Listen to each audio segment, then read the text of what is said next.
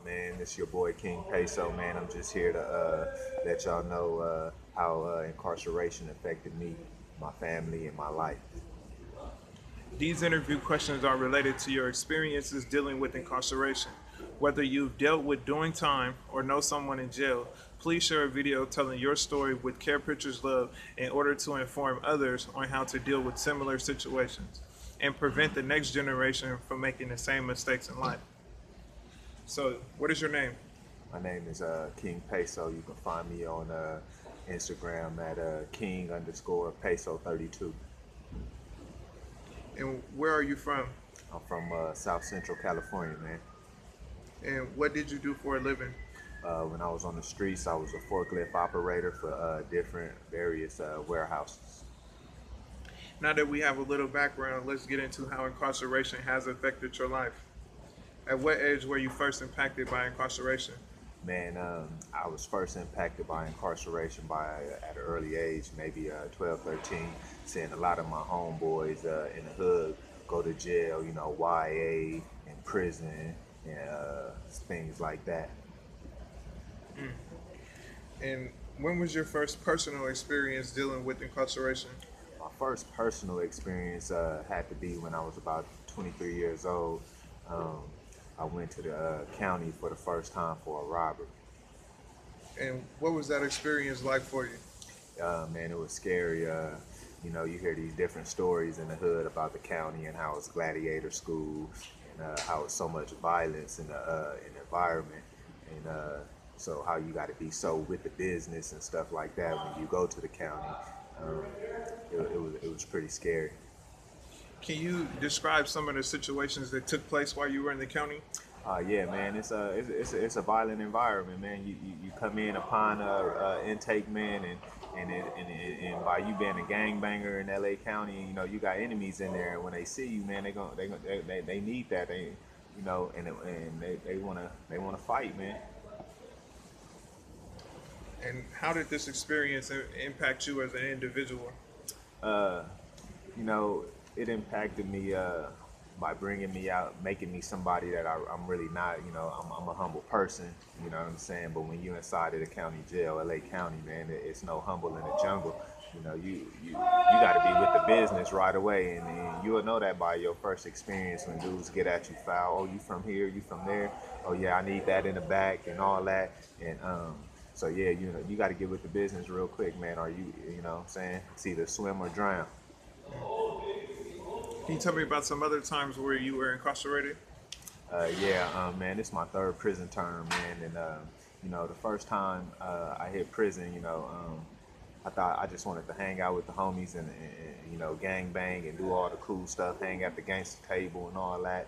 You know what I'm saying? So I didn't want to change, and my second term, it was a short term. It was only two and a half, and by the time I tried to do a change or make a plan to change, I was already back out on the street doing the same thing.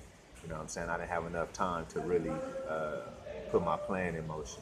The third term is this term I'm currently serving right now. And, I've been down 3 years now, so I had ample time to put a plan together and prepare myself for freedom and what I'm going to do upon getting out paroling. And how old are you right now? I'm 32 years old. So you've been coming to in and out of jail over the past 9, almost 10 years. Yeah, it's been a revolving door, but as of late, altogether, out of all three of my terms, I maybe gave them about maybe 7 years. And how did that 7 years of absence affect your family? Man, it's a real strain on the family, man. We be out here, into all different type of criminal activities, and it's real unfair that we put our family in situations to where they got to take their hard-earned money, that they make at work to take care of us. And here, with these high prices on canteen that they do in here, and it's just real unfair, man. You're right about that. Um, so during the time you spent incarcerated, did you have contact with your family through correspondence, collect calls, and visits? I didn't really have contact with them, visits. Nobody came to visit me, but I had a lot of contact with my family over the phone. And, in the essence, in that way, it kind of sucks because you can't see their face and you can't really bond with your family being locked up unless they sacrifice their time to come see you. So that break in connection in the physical, what type of strain did that put on you while during your time? It kind of stretches you out. Some days you wake up and you really think about your family and you really miss them. Uh, I'm fortunate enough to not to have kids, which is a blessing in itself. But a lot of my other family, like my sister, I think about her every day. My younger sister, and just hope she's safe out there. I think about my older sister, and I think about my grandfather. I think about a lot of people in my family, and sometimes it could overwhelm me, man, and it can stress you out at times. That's understandable. Um, so you told us a little bit about being in a county jail. Can you tell us about some of the things you've seen in prison?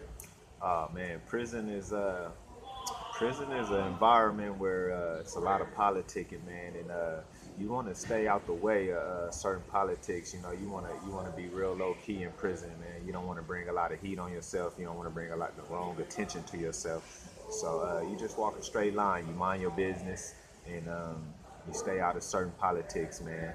I seen a lot, man. I seen a lot of brutal things happening, a lot of brutal fights, messy fights, people getting poked, people getting stabbed, airlifted off the yard, things like that, and riots, you know what I'm saying? Racial riots, Crip and Blood riots. It's dangerous in prison, man. So to all the kids out there, man, if you call yourself out there gang banging and doing the wrong things and criminal activities, man, you're gonna find yourself in one of those situations, and your life might be on the line. And what are some of the things that cause prison to be so violent? Stealing. If you in prison and you stealing, you're a klepto. You like to take things that don't belong to you. You're gonna find your back up against a wall. Gambling, and if you find yourself in debt, drug debt, or just gambling at the poker table, or whatever it is, gambling on your ass is what they call it. But you been here doing activities like that, can't control your attitude on the basketball court. Yeah, man, it's a lot of ways to land yourself in trouble in prison. Okay, well, speak about some moments you missed with loved ones that you feel would have been different if you were there for it. Oh man, birthdays it kills you not to be there for certain loved ones' birthdays, your cousins, your sister birthdays, and just the thought that you missed out on a good time, with hanging out with your family. Funerals, man, when you lose people in prison and you can't attend a funeral, man, that hurts a lot, man. You can't even pay your last respect to your loved ones, and man, that sucks, man. That really sucks. And what is it do you want people to know about being incarcerated? Man, this is a industry, man. This is the new Jim Crow. This is legal slavery at its finest right now, man. This is the continuation of slavery from back in the days, man. And all black young men, we got a target on our back, man. They hunting us down and they putting us in these situations, and we got to know how to stay out the way out there on the streets, man. We got to be head of the household, taking care of our families, and stop leaving our queens and our kids out there to fend for themselves. What is it that you want people to know about you? Man, I learned every life lesson the hard way, man, and all because I didn't like to listen. You know what I'm saying? I want all the young black men to know out there that, man, we need to start taking more time and listening to what our elders tell us, man, because it could save us a whole lot of BS in your life, man. If I would have just listened more to my grandfather, man, I wouldn't be here doing this interview right now. You know what I'm saying? And I'm a man that made many mistakes, but I plan to live a crime-free life when I get out, legit.